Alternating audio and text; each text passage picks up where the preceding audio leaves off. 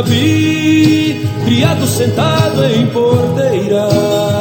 Chora a vida de Itabi, cravado nos mares e chararrés. Chora o bule esquecido, a lamparina de lata, o passado sem escrita, minha parteira tatu. Chora a ausência de Armândia, a tristeza de Sinira, o socorro de Gonçalo e as poesias de Vitalina. Carrego e exponho os ossos do caititu, as penas do papagaio, as cores da cara suja, a língua da caturrita, o piludo da ariranha, o couro do jacaré, a barba do surubim, as escamas da piranha.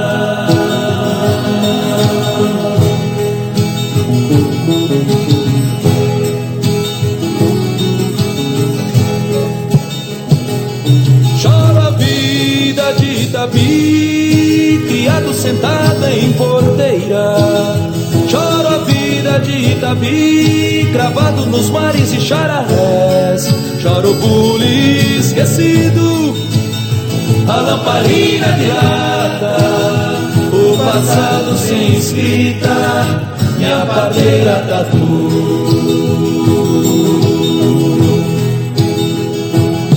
Choro a ausência de Armândia, a tristeza de Sinira, o socorro de Gonçalo e as poesias de Vitalina. Carrego e exponho o corte da araputanga, o sabor do genipapo, o cheiro da laranjinha, a folha do viludinho, o fruto da cupari, a semente da água pomba, a queda do cambará, a fruta do jatobá.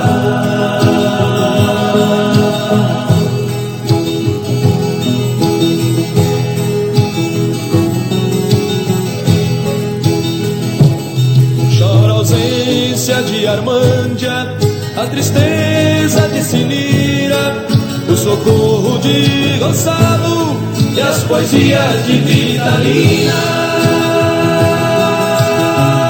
Por isso eu quero sair deste palco sem aplausos, em silêncio meditado, sem luz de teatro, com gente ao meu lado, em espírito de oração.